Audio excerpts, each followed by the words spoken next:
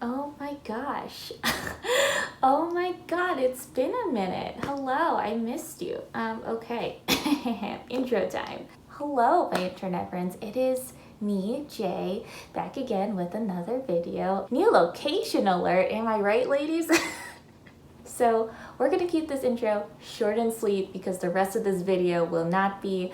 So I am very excited to give you the intro for a very special collaboration between me and my booktube friend Rosika from the Midnight Reader. So back in January, I got to meet my booktube friend Rosika for the very first time. We met over Zoom to like give each other book recommendations, and finally, months later, we are going to show you our wrap-up thoughts from those books, and we are very excited. Something you should know about me and Rosika is that we enjoy talking to each other quite a bit, and this 1 hour monstrosity is the shortest this video could have possibly be. So in a little bit, I'm gonna cut to my wrap-up thoughts for the books that Rosika recommended me, and over on her channel you can hear about all the books that I recommended her. That video is already up because she has better time management skills than I do, but okay. So without further ado, let's roll the tape to Past Jay and Past Rosika. The little cuties that they are. Okay.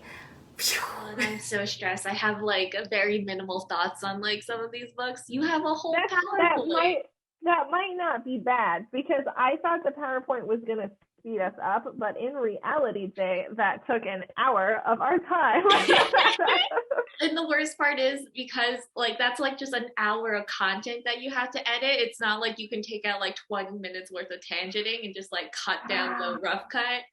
Okay, I'm so glad that I have notes. Okay, so I am going to start my wrap up and we are going to be so concise. We're not going to tangent. Rosika and I have learned our lesson. When you tangent, you make things harder for our editing selves. So, okay.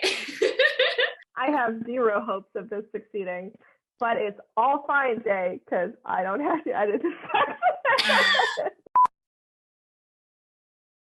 You recommended me, and I think we're going to go in order that I read the books rather than the order that you recommended them to me. So I read The Rithmatist by Brandon Sanderson, Erotic Stories for Punjabi Widows, Project Hail Mary, Tiny Beautiful Things, and Shatterglass.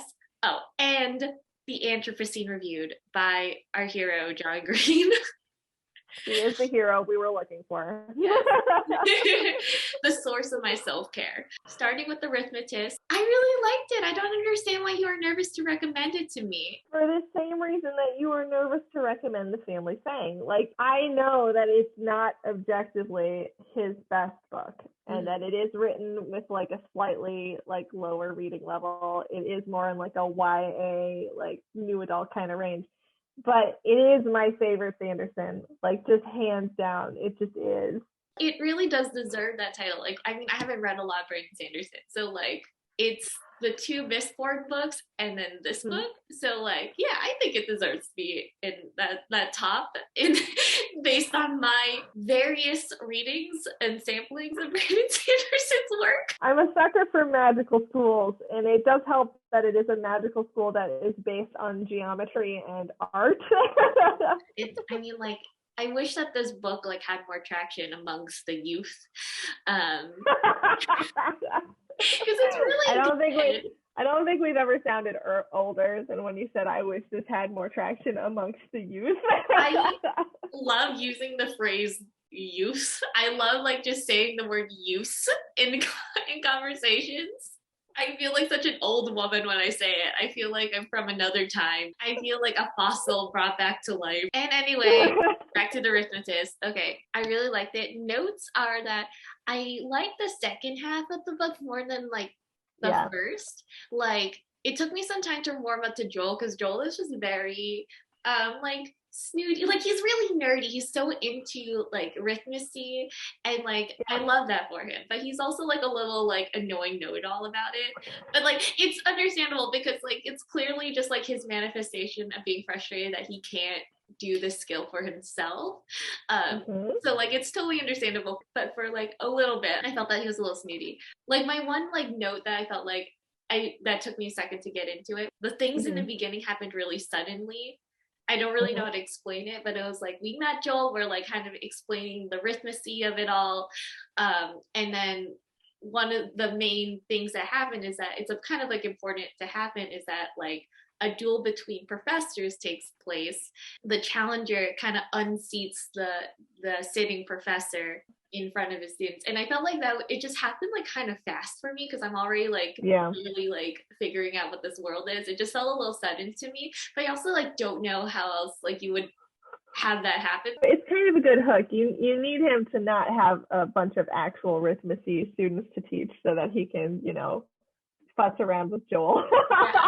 Yeah, you needed it to happen. Like you needed it to happen, but it just felt really like sudden to me. So like I don't know if like how else he would have done it. So I'm like, it's not that big of a deal, Brandon. Don't worry about it. Another thing is that Melody, I fucking love Melody. Like I'm obsessed Melody with is her. amazing.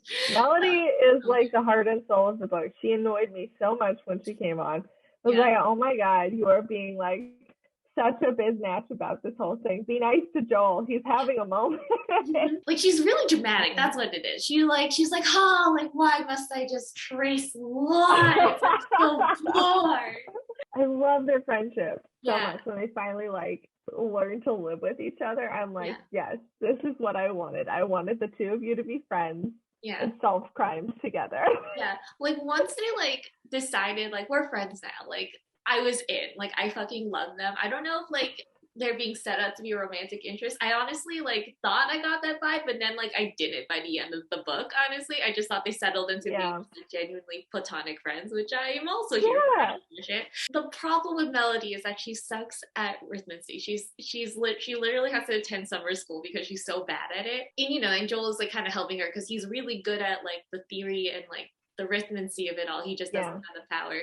And he's really good at geometry, which is like if you're really good at drawing circles and understanding geometry, you will be really good at rhythmacy, which is what Joel is really good at. He's good at like the math, sciencey sort of aspect, but then like Melody is really good at like art in general, and so she just wants to draw fucking unicorns. That's all.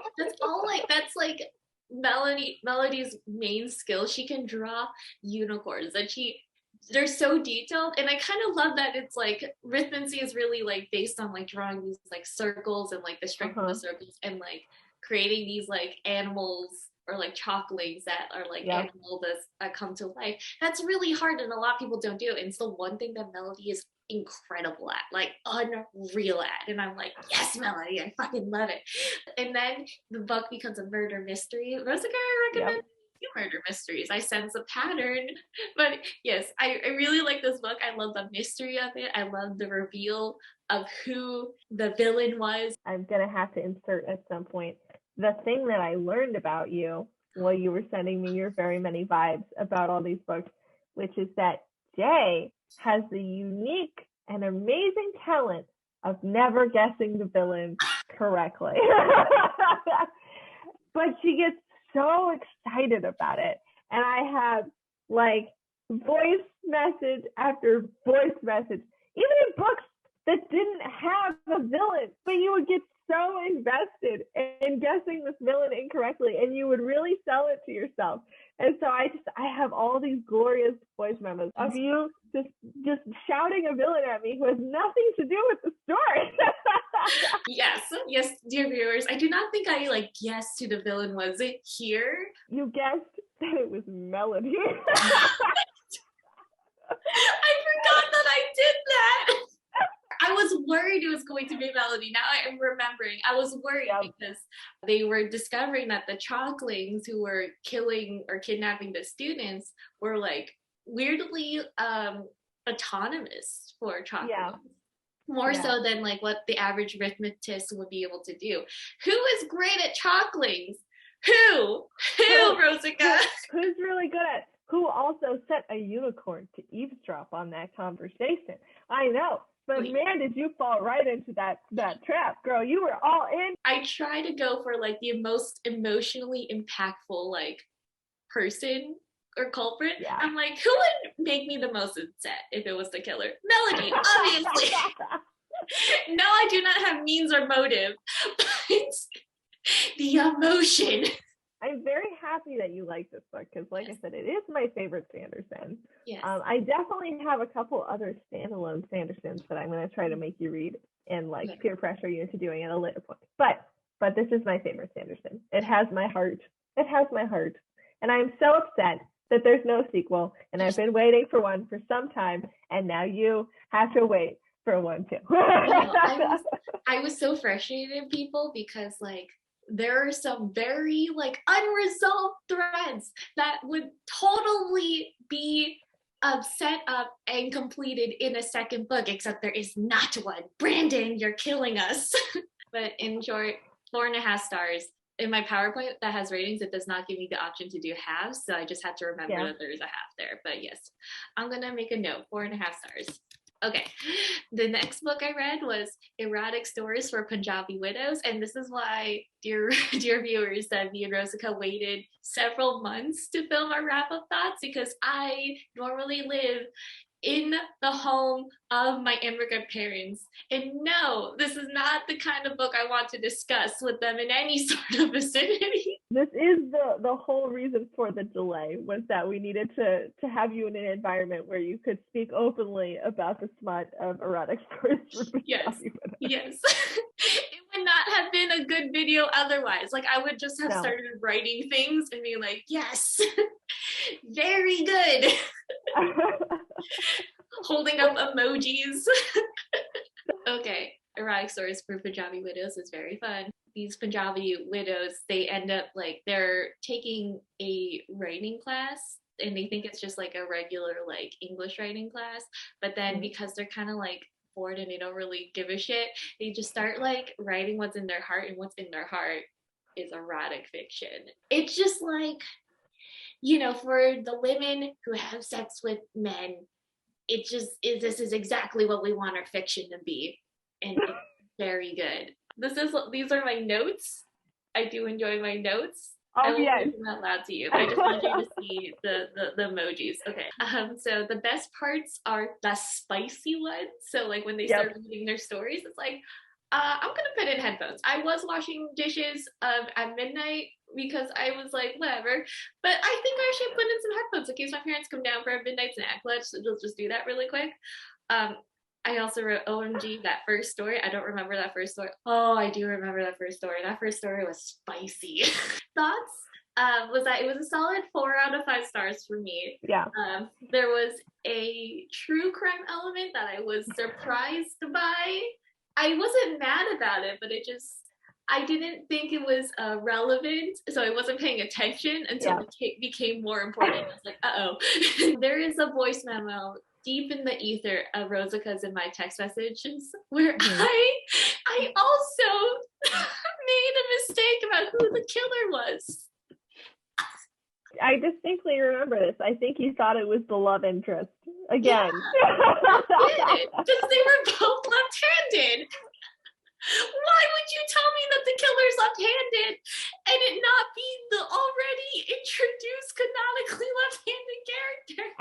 I feel like we could just entitle your guesses as like, Jay just loves a fucking red herring. Like as soon as like there's a red herring detail, you like just launch yourself off the diving board of commitment to the killer. Like when you read this, it had been a while since I had read it, because I had read it earlier in the previous year. And you were just on this like this whole tangent, and I was like, I don't remember any of that. like I was like, you are deep in the heart of something that I have no memory of. Yes, I was trying to ask Rosika for context, and she was like, it's been a while since I read this book. Can you give me more detail? I was like, I have no idea. Like, not a clue.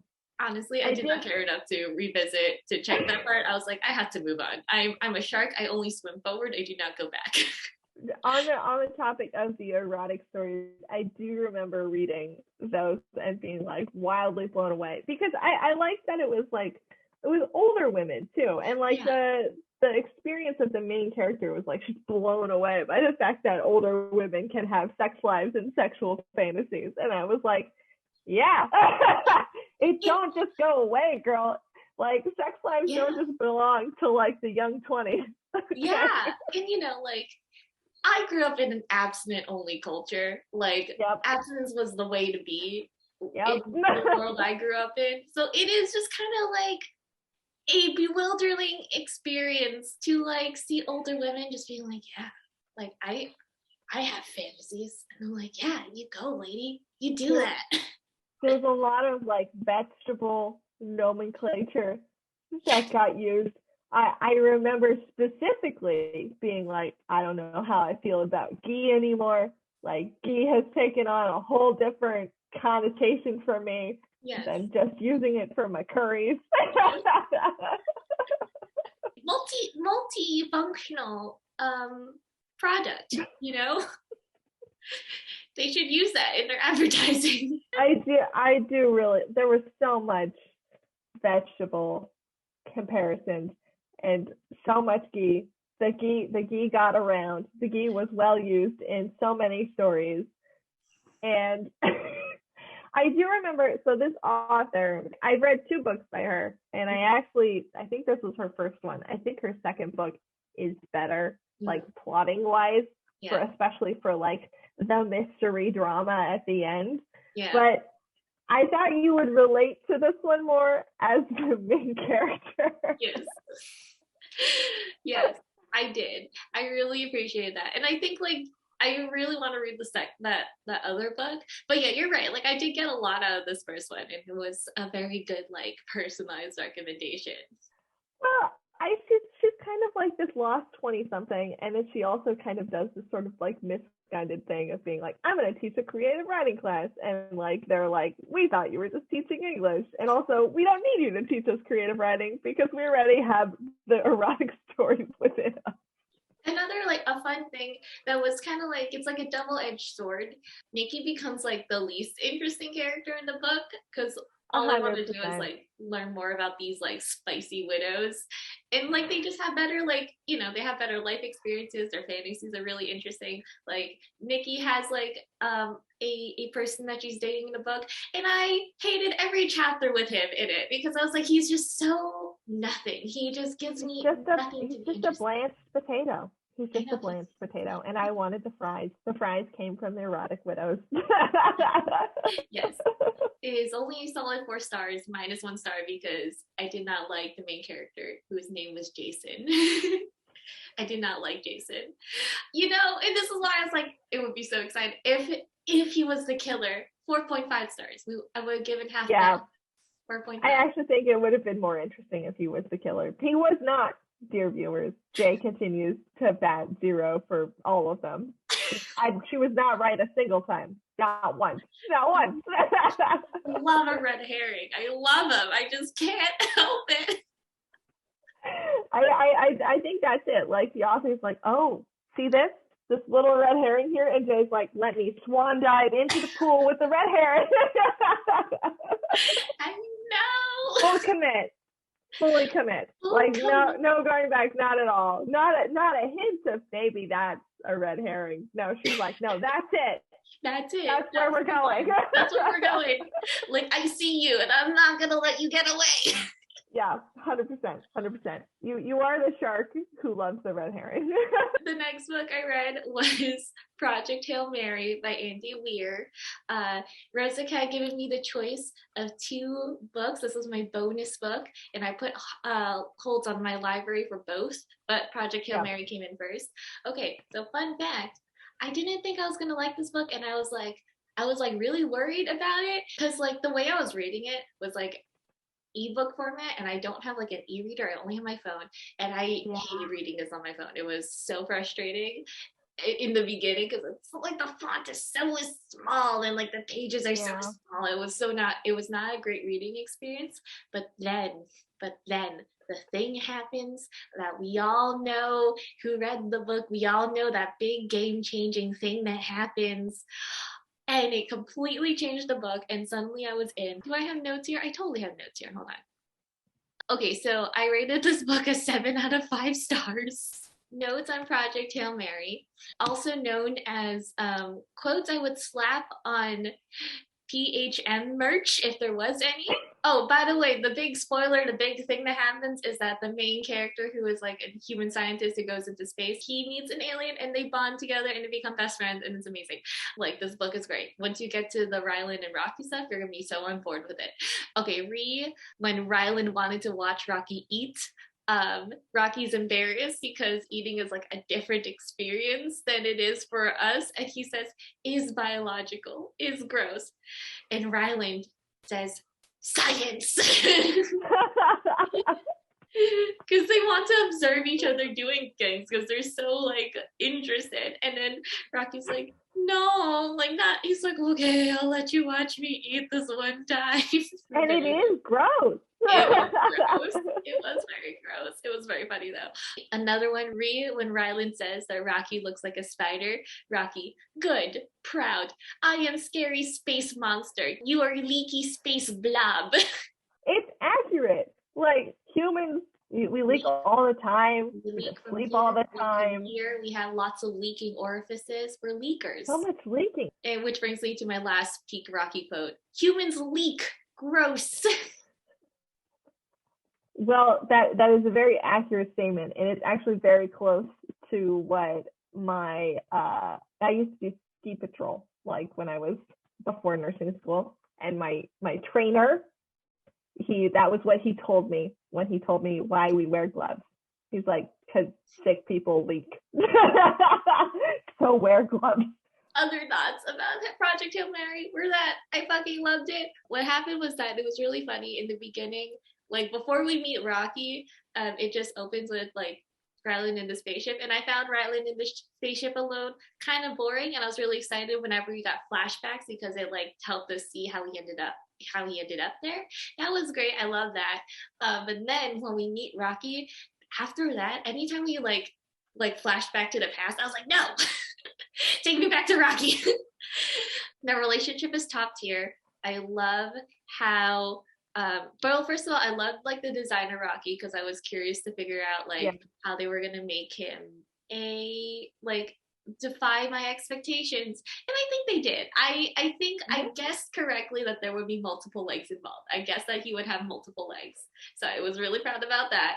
But like, there were so many things. It's so annoying that I can't just sit here and tell you all the things I liked about it. Like, I liked how also Rocky makes fun of Ryland for having only 2 hands. Yes. Like, because he's like, at one point, like, he needs him to do something, and he's like, use additional leg, and Ryland is like, additional leg. Oh my god, that's like, so funny. That's not what that leg is for. Yeah, he's like, oh, I forgot. Cute. And I love when they would they would ask each other like, oh, how much mass do you have? And then like Rocky would be like, I am like 800 kilograms or something like that. It's like, how much mass do you have? Like 300 something. It's like, humans have so little mass. So like, it's so cute. Let me like look at my screenshots because I feel like I took some screenshots of like quotes I really like. So let's see if those are still in the dome. Well, this is good because I have to grab a snack because my blood sugar is crashing because we've been doing this for 2 hours. So I'm going to get a literal bowl of chicken and I will be right back. Oh, yeah, do that. Maybe I'll get a snack too. Like, let's look for snacks. Oh, okay. I do not have those screenshots saved anymore. And I'll tell you why in a hot second, Rosika. All right, I'm back and I brought chicken. I'm coming back. It's literally a cup of just rotisserie chicken. I'm gonna eat it like a goddamn weirdo. Chicken? You're so funny. This is where we are right now today, Julia. I have a Cliff Bar. I am in like a move of like procrastination and not quite adulting. Like, I haven't had time to go grocery shopping in between like working and like meeting up with friends. And so like all I have are these Cliff Bars. And like for a while, all I ate every day was this loaf of cinnamon raisin bread that I got from a farmer's market because I didn't have time to make anything else. I've been there, girl. I'm eating a Tupperware of rotisserie chicken. There's no judgment here. This is a judgment-free zone. No. So fun fact, I cannot show you the screenshots I took because this is a magic box where they are all stored along with all of my YouTube stuff. I forgot the wire that connects it to my computer.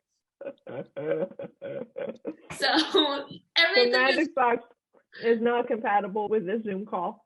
It was just, I'm happy you liked it, honestly. I was a little worried yeah, because I know sci-fi is not as much your thing, but yeah, I do think it's a nice book. yeah, It doesn't feel like so out there yeah, like some other sci-fi.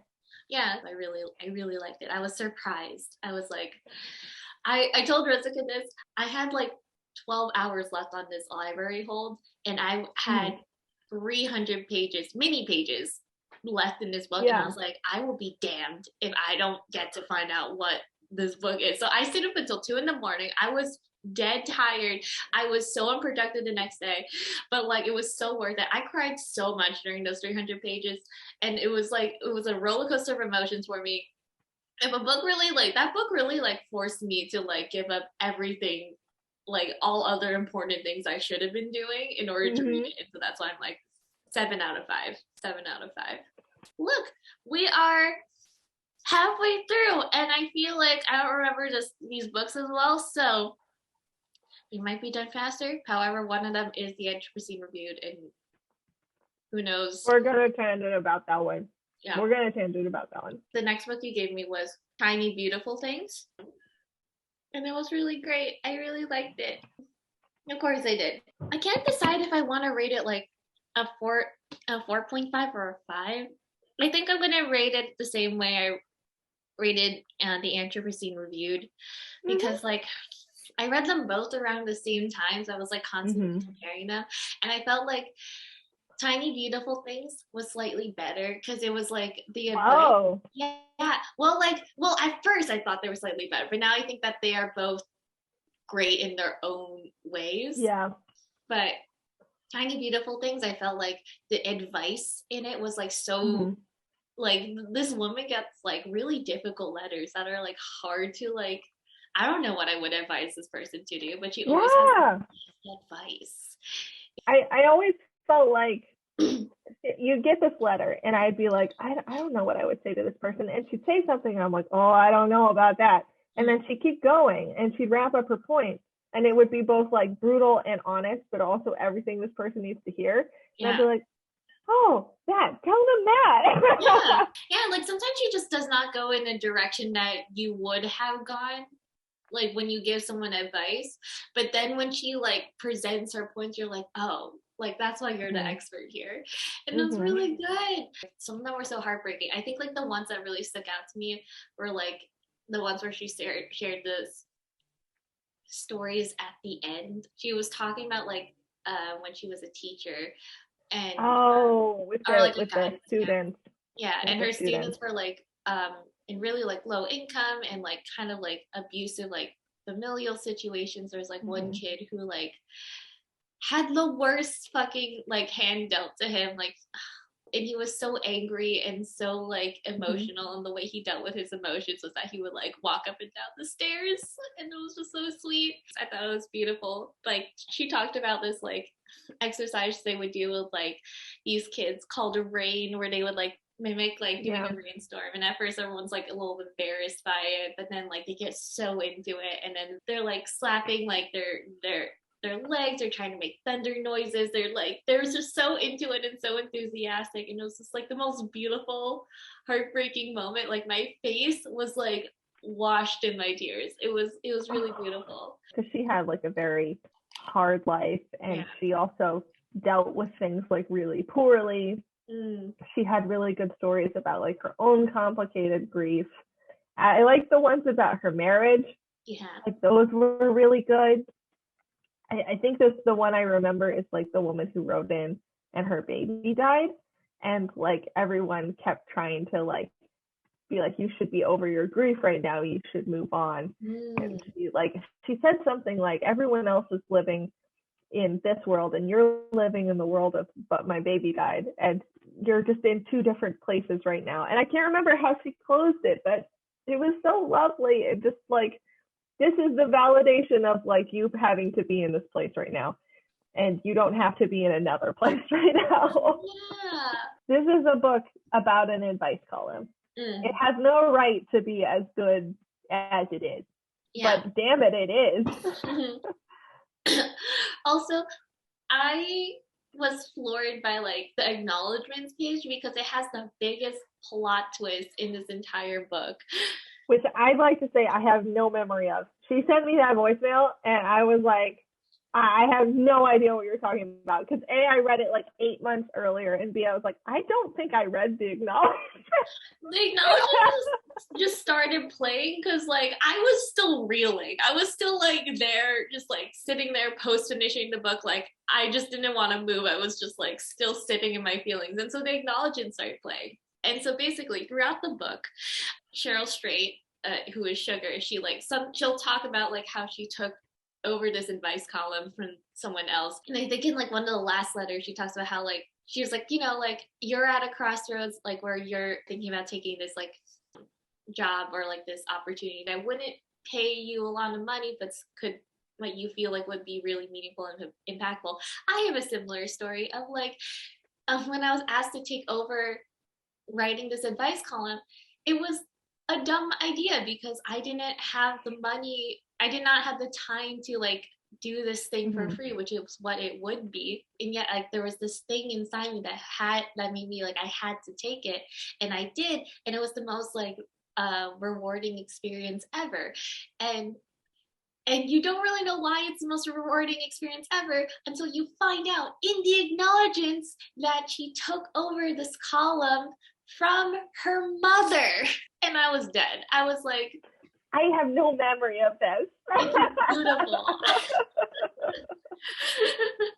I am fully considering like reloading it from the library just so I can read the acknowledgement section. Yes, do that. I am so happy. Like, I feel like this is a little bit like the family thing because I have nobody else has read this book. Like, You're the first one I've convinced to read this book.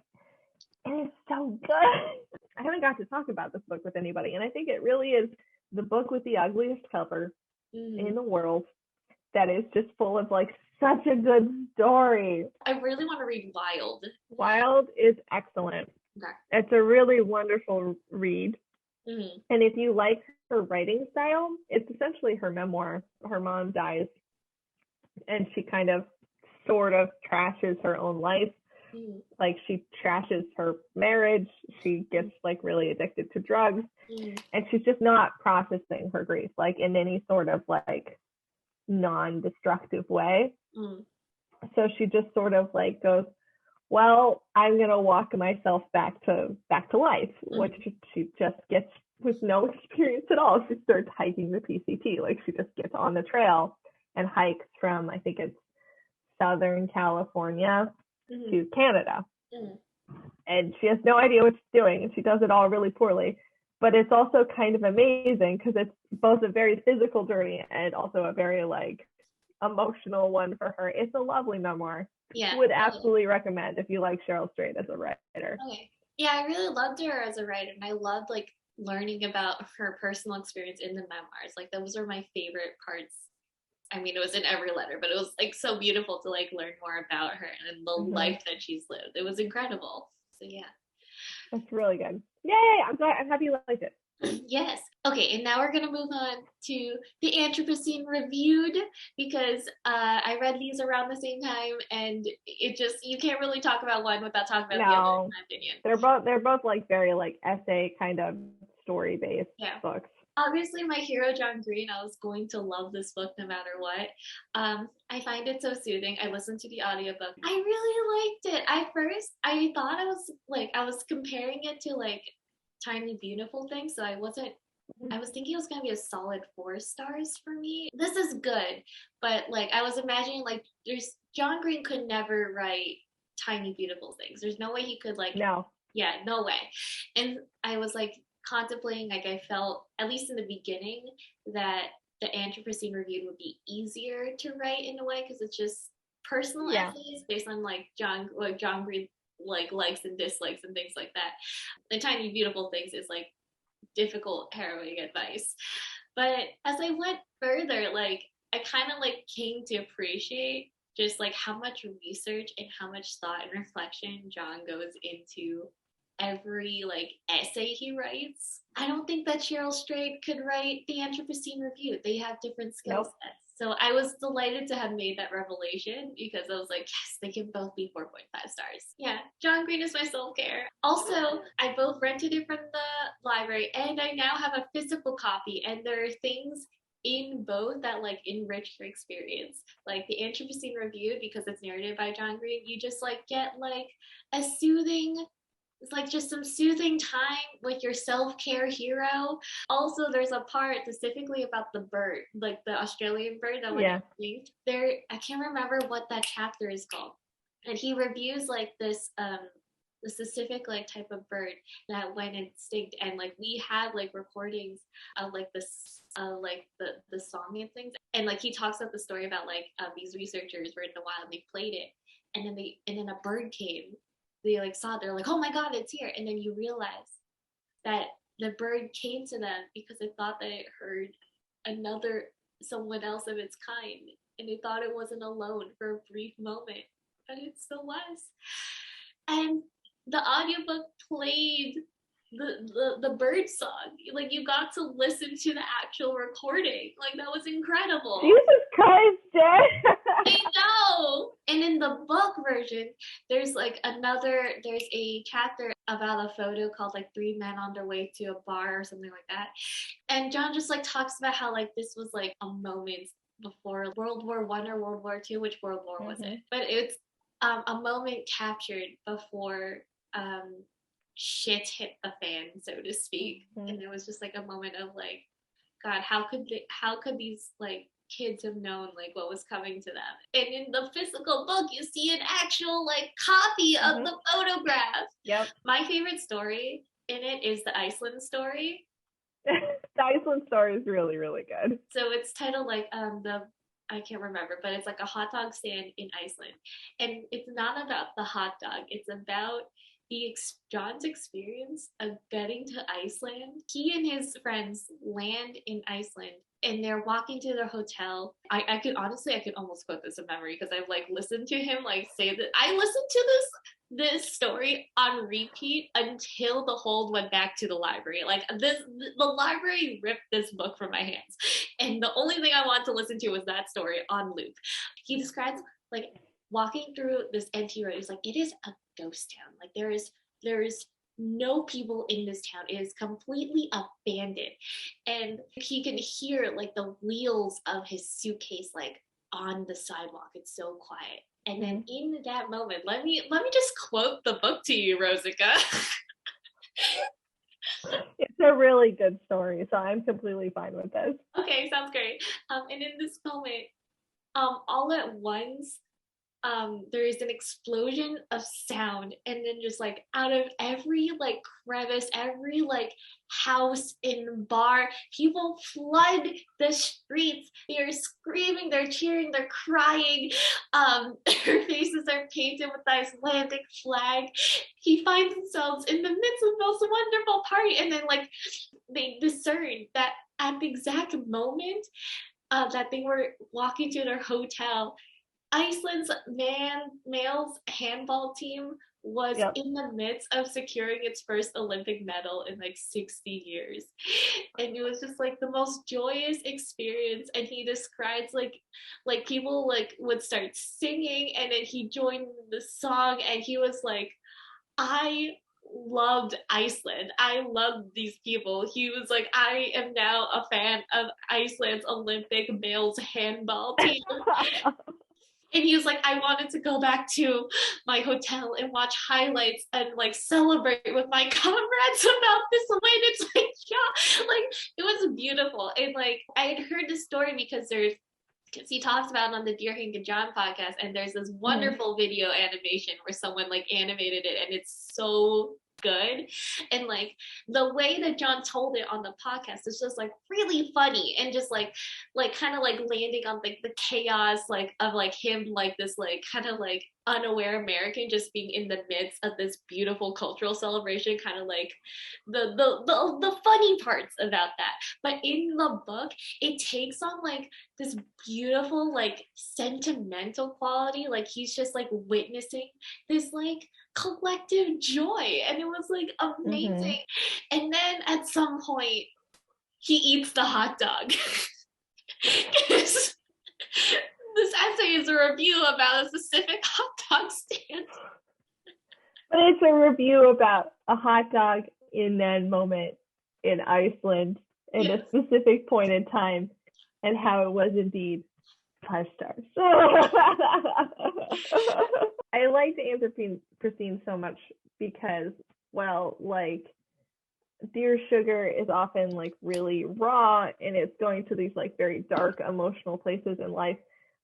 The Anthropocene reviewed often just made me feel good about being a person in a time when like being a person often is like very depressing in the current world that we live in.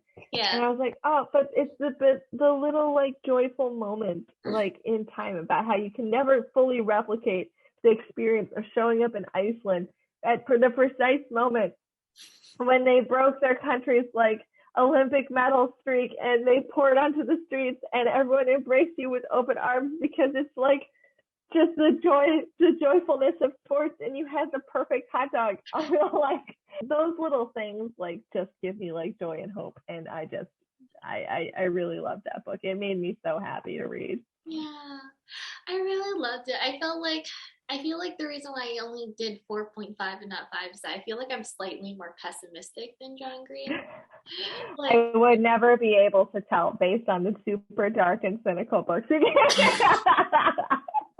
I kid, of course. However, I have decided that I might be more of like the sunshine in this friendship. Which is funny because I thought that you would be the cynical one, because I feel like you make like the sassy, cynical like jokes and things like that. I'm a very sarcastic person. You're sarcastic. But I hold to hope. You gotta, because it's a dark fucking world, Jay. It's a dark fucking world. I'm like this evil, vengeful, like, kill the men. Like I know. You have to stop saying that on camera.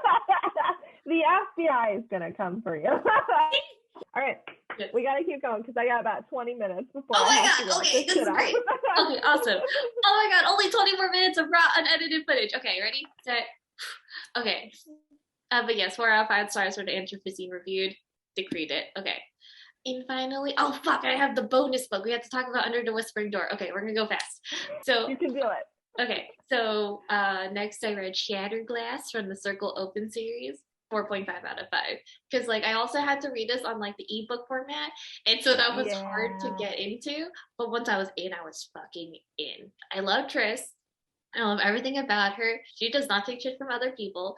She knows that she's fucking awesome. She knows she's a fucking badass, and she will not be deterred by these old people who think otherwise. Keth was really fun once you like, he's just like crotchety old man who doesn't want to take orders from a teenager, but then he just comes to realize like, you're right, she's the expert. I'm just gonna listen to her. Also, I think in retrospect, I looked up the age of that character because I remember reading this when I was younger, and I was like, he was so old. He's like 22. And I was like, oh, this doesn't bode well. Like he's very young. Like he's in his early 20s, and I remember him being this crotchety, like middle-aged, like annoying man. And I was like, imagine him as 40. I totally was imagining him as 40. Yeah, I picked him as like my parents' age, but he's definitely he's not. I'm pretty certain, if I'm correct, he's in his early 20s. But he's like very crotchety. I mean, have you met us, Jay? We're also really fucking crotchety.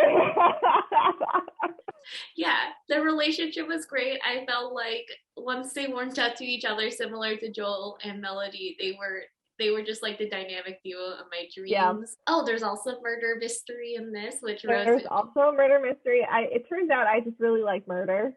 Yeah, you love murder. Yeah, we're just really like big into murder, the two of us.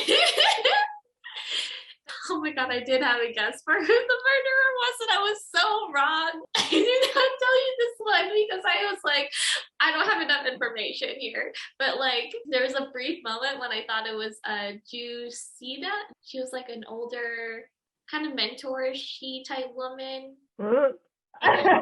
It's been a while. Okay, her name started with a J. I will look it up in editing, but like there was just like a brief moment where she was like being slightly unhelpful to the detective, and I didn't understand why she was being so unhelpful. And so I thought that was her trying to cover her tracks. This girl fucking loves a red herring. Okay, like any sort of like, ooh, they obfuscate. She's like, it's them. Wow, but yes.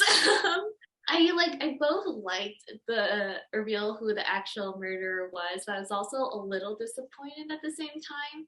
I think that's fair. I don't remember it being like super like interesting to the plot, the reveal. Yeah, because like the murderer is not someone you've met, but they are part of like the lowest caste system. What was interesting about it is like just kind of like the reaction that this city had, because they are just very dehumanizing to the people who belong to this lowest class. And like what happened after they find out who the murderer was made the story really interesting and really like tragic, but also like I admired Tamora Pierce for putting that into a book that was directed for kids. But at the same time, I think that like because there was no way I was gonna guess who the murderer was because I had never met them, I don't think. I wish like there was a way that like I had interactions with that person somehow. So I'm happy you loved a Tamora Pierce book. Tamora Pierce like sort of shaped my childhood, where like she taught me all this shit. Like she taught me what caste systems were. Learned that from this book. I learned about glass boat blowing from this book. I learned about like the type of scarring that you get from lightning strikes from this book. Incredible. So many things. I was like so sad. I was like, I feel like I really like missed out like on, you know, like this really incredible like childhood touchstone. It was fun to grow up in the world of Tamora Pierce because she taught me a frick ton. I was gonna say, quick pop quiz. Do you want Little Bear or Chime? Little Bear. I love them both. But I love a furry. And I love a magic glass dragon. Like one thing that I want to be able to like bury my face in its fur, you know? Like Chime sounds awesome, but like I want like a floofy thing. Like I want a big floofy dog. The floofy dog is the best, and definitely Triss has the best like side characters. She has Chime and Little Bear, and everyone else kind of misses out a little bit because her like side hustle characters are the best. So mad because she would reference like, oh yeah, my siblings are so cool, they do all these other things. I remember this one time we went on an adventure, but I don't have time to tell you about that. I'd be like, tell me about the adventure, Triss, tell me what happened.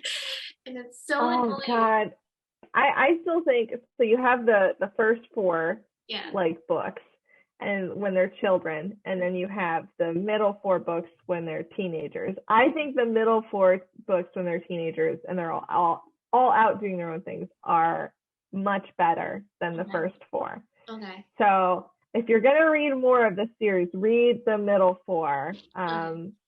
It's so good. That's good to know. But that's also why I'm like, I kind of wish I read them as kids, because that way I would have already like had the phase where I read those first books and I had that first experience with them. You're doing it. That was 10 minutes. That was 10 minutes on the dot for the book. So you got 10 minutes more. Let's go. Oh my god, we are so efficient. Like the time system is not such efficient. A fast video.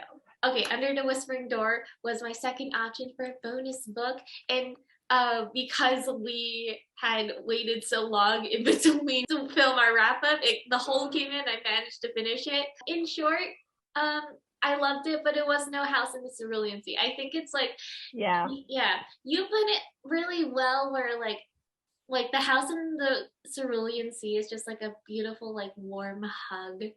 And Under the Whispering Door is just sad. It's a beautiful, wonderful, sad hug. It's sad. It's so sad.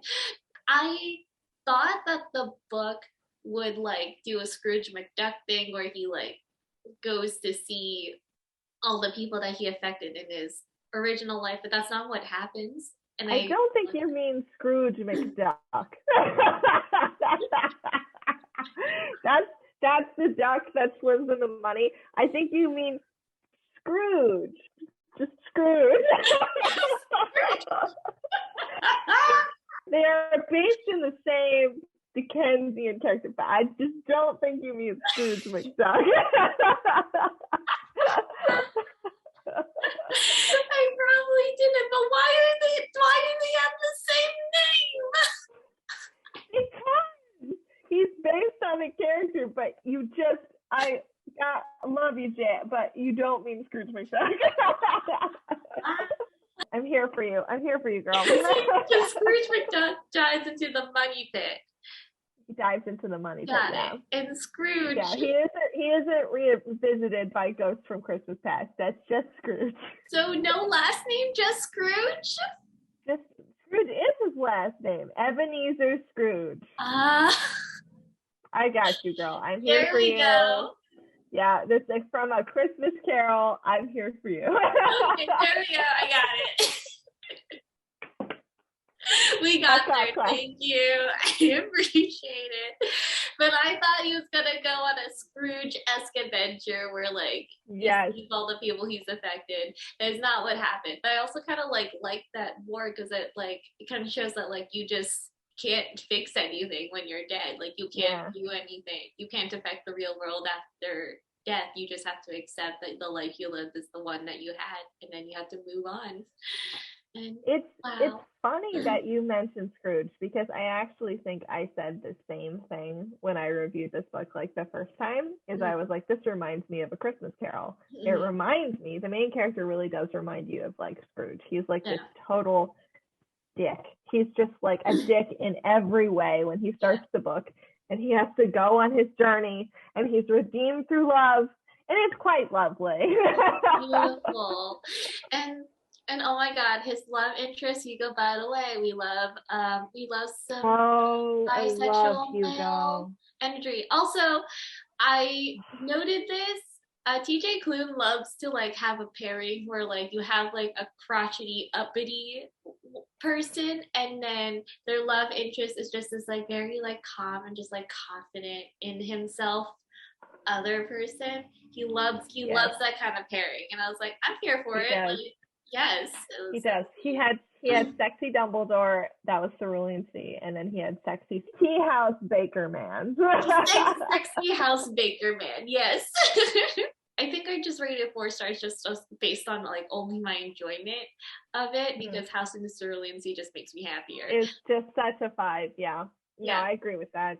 Yeah, but like it was funny. Like I texted you a picture of me because like when I was reading this book, like I was like concerned that like I was kind of rushing through it. So like I was like in the headspaces often where I wasn't able to really absorb the material and like get sad. Like I only cried one time before this book, and then another time I was on the plane. I was totally gonna cry. I can't remember what was happening. I was totally gonna cry, but I'm like in a crowded airplane, and I'm just like holding back these tears. So it was pretty easy. So I wasn't able to absorb it. So then when I messaged Rosika, I had 1 hour left in this book, and I was very worried because it only made me cry one time, and I feel like if I don't cry a second time, it's gonna go down a star. And then 7 minutes before the book ends. Yep.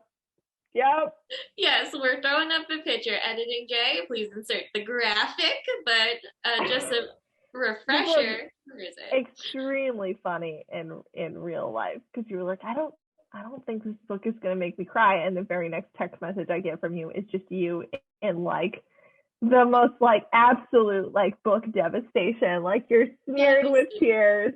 You've got the red puffy eyes. Like I was like, and scene. I was like, if this book doesn't make me like devastated in the final hour, I'm concerned. Like I'm concerned for me and like how much empathy I have for other people. But I'm also like, because I'm expecting it, will it make me cry? Like unbridled, uncontrollable tears. First, it was like when Wallace like thinks that he's like gonna move on, and then like he's given a second life, and then he and Hugo kiss, and it's beautiful. Start sobbing, beautiful. Oh my god, so heartfelt. And then that made me cry a little bit. And then the gut wrenching, like I literally felt my heart being ripped out of my chest when Nelson decides that it's time for him to move on. And it hurt. It hurt so much. And then it hurt. And then Apollo goes with him, and I'm like, Apollo, I know. Not to pun, but it was rough. It was very emotionally devastating, and I think I felt the same. I was like, I felt like I was like, this isn't like hitting me in the feels as much as I thought it would. Yeah. And then it was just saving it for the end. Like it was the kidney punch at the end. Yeah. They're like, just you fucking wait, Rosika. Just you fucking wait. Very threatening with your emotions, Jay. Yes, we're realizing that I'm a very like subtly violent person. What? Those are all the books? Those are all the books. Look at us, so efficient with our feelings. We thought that I honestly thought that we were gonna do we would have to make this 5 separate videos. No, I think this will edit fairly easily. And there was a good 5-minute snack break in there because we both got a little hangry. Oh, bold of you to assume I'm not cutting the snack break. We got to do a sign off, and then I also think we should do a very short, tiny skit. What's our skit? Because I want to put this in at the end of your video or my video. I want to have a thing where we're just very serious for a second, and I'm like, Jay, and you're like, yeah, and I'm like, this isn't working. We can't do this anymore. And you're gonna be like, I know what you mean. And we're gonna be like, okay, so it's time. We're agreed. This is what we're doing right now. And you're like, yeah. And then we cut, and then it's the montage of us going to see each other, and and then we can add that in as bonus footage. Can we? Do you think we're good enough actors to do that? No, but okay, ready? We gotta do. Wait, should we do our regular sign off first before we? Yes. Let's do our regular sign off. Okay, ready? Okay. All right. How do we, what? I don't know. I'm sorry. I totally forgot how to sign off. How do we do this? We didn't even say goodbye. Okay. So goodbye, dear viewers. Thank you for sticking around. Please check out, if you're here from my channel, please check out Miss J at My Quarter Life Crisis, because she is obviously hilarious and funny, and I adore her, and I have made her my friend. Thank you for watching our videos. They were both long. Yeah. Please check out hers and yours, mine, whichever video this is. Yes. That was amazing, Rosika. You were so eloquent. Okay, and goodbye, everybody. We will see you in the future. Okay. Bye. Bye. Okay, and cut. Hello and welcome back to the future. I just want to take this moment to say again, thank you so much for watching. These adorable hooligans give their little wrap-up thoughts on the books that they really liked. Thank you, Rosika, for collaborating with me always. I love that our internet friendship has just skyrocketed into a real one.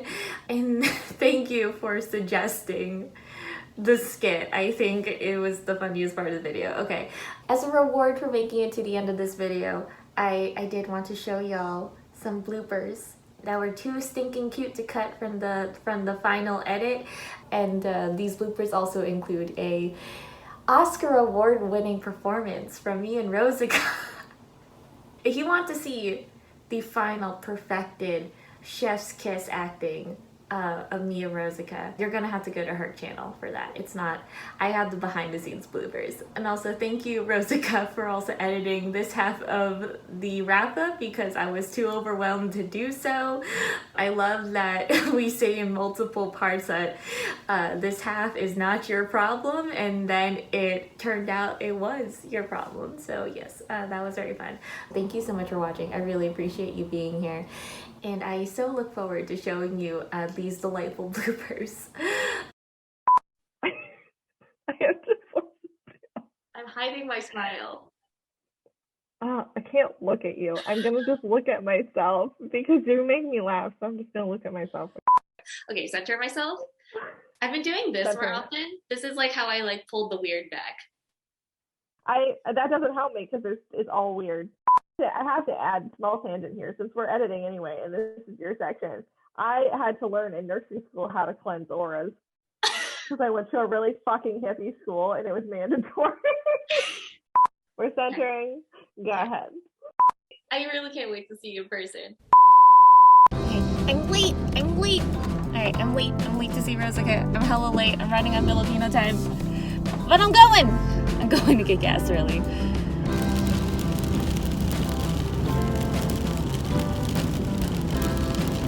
Booktube friends! Amazing! Okay,